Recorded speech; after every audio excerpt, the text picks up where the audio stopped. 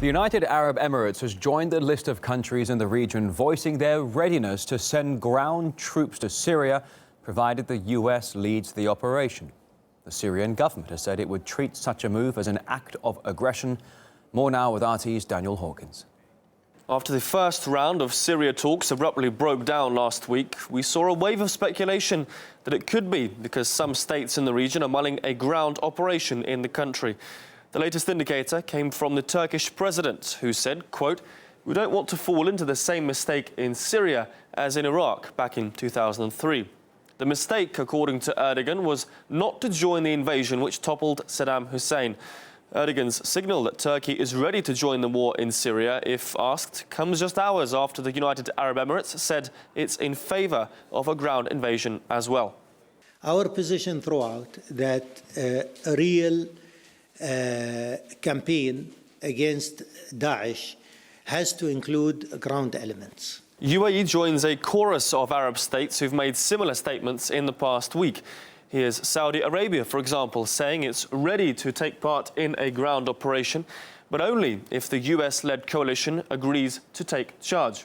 So, Saudi Arabia's statement implies it only needs the green light from the US, and the reaction from Washington was as follows.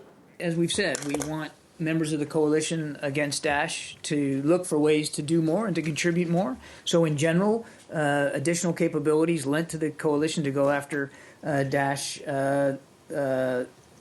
is a welcome thing, but I haven't seen this specific proposal. Capabilities to go after Daesh, that's how they phrase it. But a statement from Bahrain, which also says it's ready to send its troops to Syria, widens the scope further still. It said such an operation, quote, is meant to combat both Islamic State and the brutal Assad regime. And that's raising the question, who is the ultimate target here? Is it ISIL or the Syrian government? Well, we got in touch with Bahrain's foreign minister to try and clarify the country's intentions.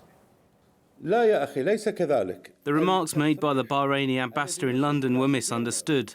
Our ambassador did not say that Bahrain will send or is ready to send its ground troops to Syria or any other country to fight terrorism. Bahrain fulfills its commitment to the fight against terrorism within the international coalition. Due to recent developments in the region, we support the efforts of our brothers in the Gulf Cooperation Council, where each state does as much as it can. The offers to send troops to Syria come as Assad government forces continue their advance in the northern Aleppo province. They have made huge gains in the last week, retaking 2 Shia towns that have been under a long-running militant siege.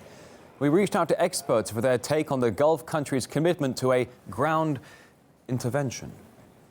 The likelihood that Saudi Arabia and some Gulf countries like Bahrain will be sending troops to Syria is almost non-existent, because any military intervention in Syria is going to escalate tensions in the region beyond belief. So I don't think there is any reality to such statements. The chances of any of the Gulf monarchies sending any of their national troops to fight in Syria is very slim. This could be a pretext simply to involve U.S. soldiers on the ground in Syria. If they enter Syria, they have no intention of getting rid of ISIL. Their real intent, just like the United States' real intent in Syria, is to topple the regime of Bashar al-Assad.